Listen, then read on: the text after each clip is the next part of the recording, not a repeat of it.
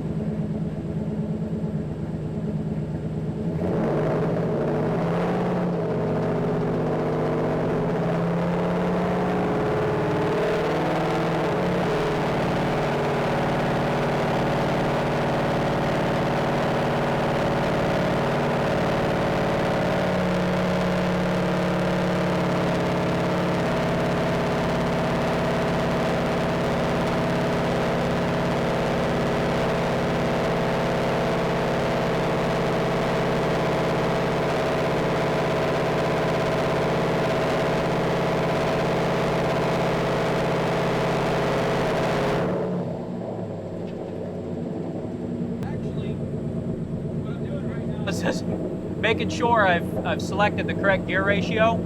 Most of these, some of the newer transmissions, they don't have an actual 1-to-1. So I usually dyno in 4th gear, which on this transmission is going to be like a 1.14 to 1 ratio. So I'm just making sure everything's set up correctly or we won't get the right readout. I don't actually know what this thing's gonna redline at, so I'm gonna start at 7,000 and we'll see where she goes.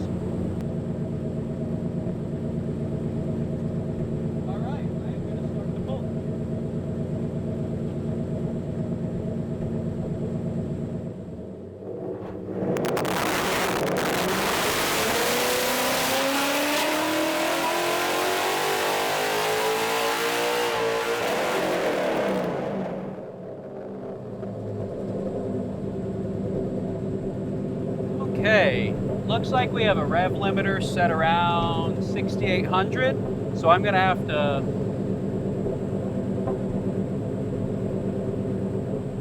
lower my pull RPM here.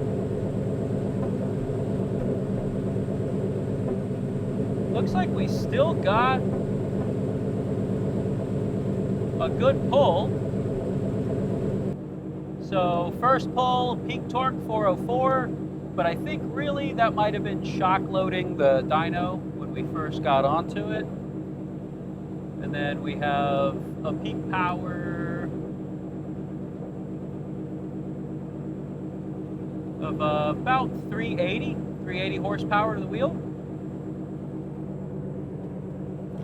Let's do a clean one.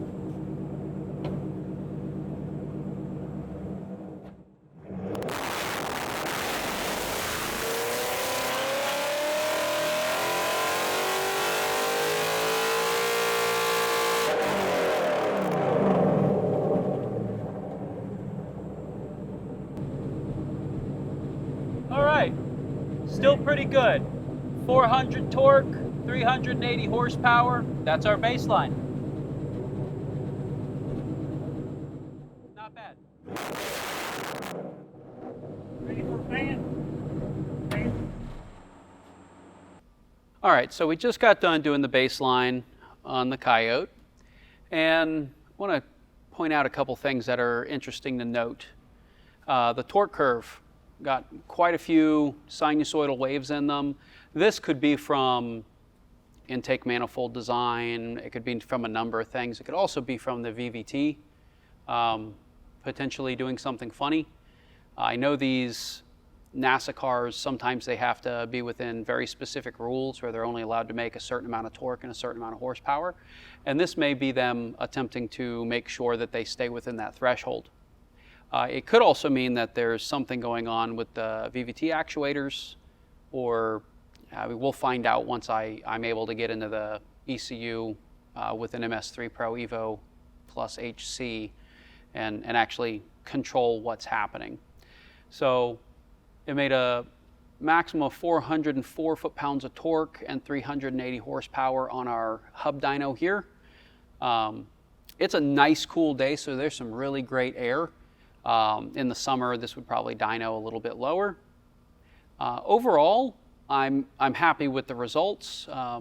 This is the baseline to beat for us when we put the new system in the vehicle. My goal when we do get the MS3 in there is to flatten that torque curve some, get rid of the waveforms in there as much as I can, and increase peak power. The rev limiter on this engine was set at 6,800 RPM. Our graph doesn't even go out that far because peak horsepower happened at 5,700. This engine should make more power way out. So we'll see what happens once I have a bit more control. And again, this may be because they were trying to limit horsepower output because of class rules. So overall, not bad.